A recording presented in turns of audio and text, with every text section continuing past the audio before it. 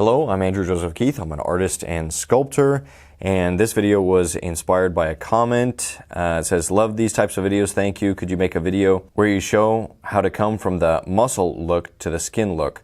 Like after you put all the muscles, how do you make the clay look like skin and finished? I always struggle with this. So that's the comment that inspired this video.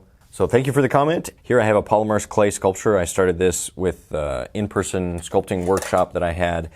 And now I'm at the point where I'm starting to work on these details. Now I'll start off by saying that most of the mistakes happen with laying in the muscles themselves and defining the forms before you even start texturing. So as I'm laying in these pieces of clay, I'm trying to be very precise and lay the strips of clay along the direction of the muscle. So I'll take a piece of clay, I know the tricep is coming down here. I'm thinking about where does that muscle begin, where is its widest point from side to side, and where does it end, and how does that transition into these other forms, into the armpit in this case.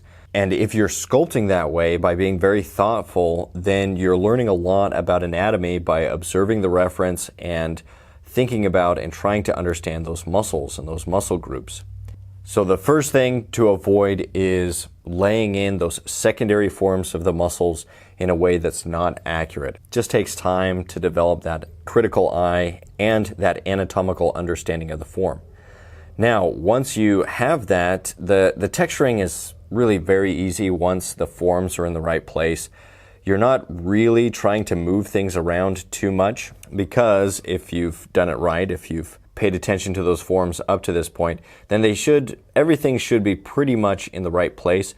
You're just smoothing out the texture. And to do this, I like to lay in those pieces of clay along the form and then texture across the form this way. Then sometimes if I feel like I'm missing just a little bit of clay, I'll take some clay onto my tool and then place it where it needs to be.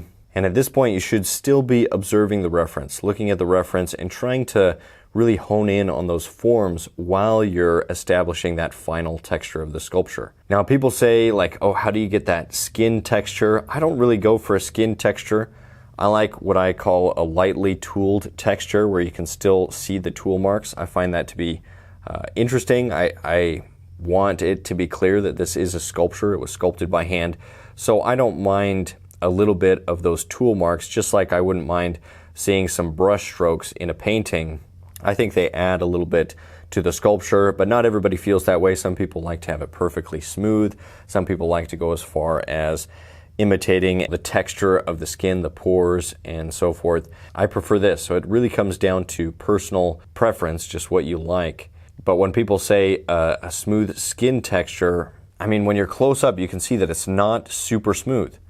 But if you're texturing the right way, and if the underlying forms are accurate, then our mind can kind of gloss over any imperfections in the texture and it blends together and makes it feel very organic. Now, a common beginner mistake, and I'll demonstrate it here, and for whatever reason, this is just the natural thing to do, but we like to texture along the form, just like this. The muscles going this way, the arm cylinder is moving in this direction, so we'd like to go along that form, up and down that cylinder of the arm. I'm not sure why, but it just looks amateur when you see those texture marks in the same direction as the form.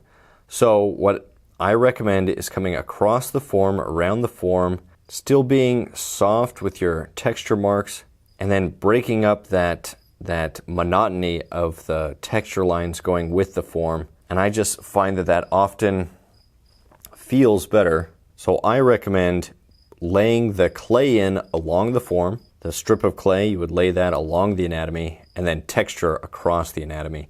You can kind of do this cross-hatching where sometimes you maybe come up more diagonally and then maybe you come against that direction. You're just trying to hone in on that final surface slowly and rounding off and smoothing out those previous marks from laying in the pieces of clay. Another tip is coming at it from different directions, like I just said, kind of cross-hatching from one direction, then from another, switching things up, giving some variety in those strokes that you're using to smooth out the texture. My favorite texturing tool is this tool. I think it's called a dab tool, and it works really well for just smoothing out the texture, making sure that things feel soft and smooth, but it also lets me get that lightly tooled texture, which I really like. Now, if you were going to take this and texture it even more to even a finer finish, then you could use solvents. This is polymer clay, so a solvent like odorless mineral spirits or similar solvents. You can use those and brush those on, and it'll kind of liquefy the top layer of clay, and you can further smooth things out with that. I prefer not to use solvents. It's just not how I like to work.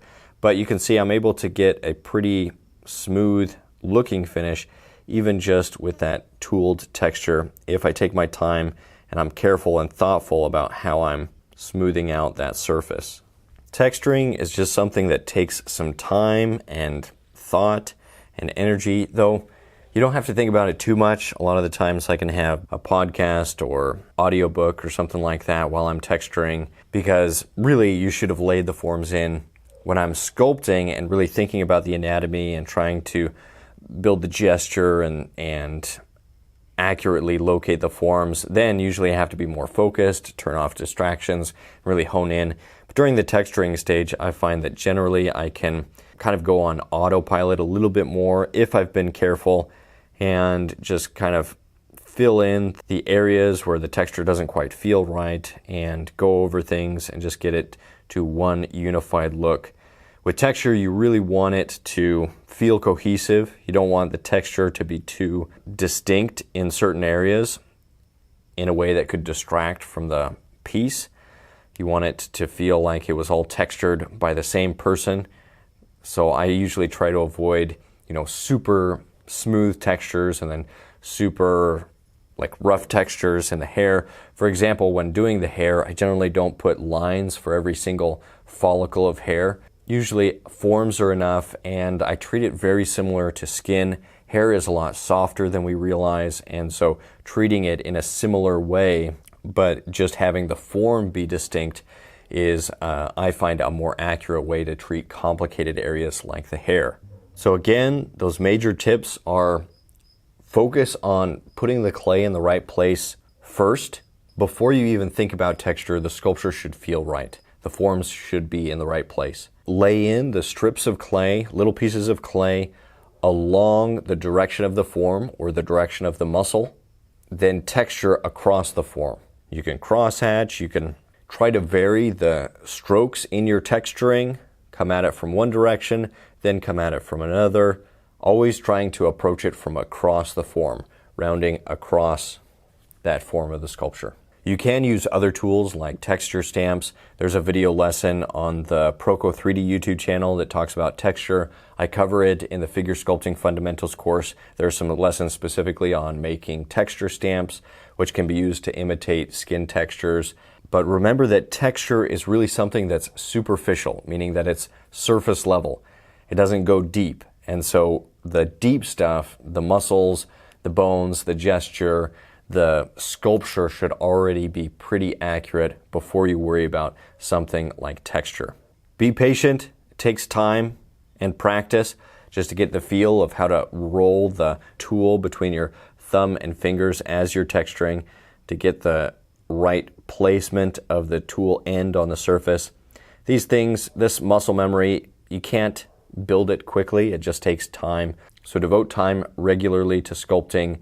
Join the sculpting courses. The Figure Sculpting Fundamentals course is a great resource to help you on your sculpting journey so that you can improve as fast as possible as you're dedicating regular time to sculpting. Because you definitely don't want to be practicing bad habits that just become more and more ingrained. Just a few tips and some lessons could move you away from those bad habits and towards better habits that will yield better results in your sculptures.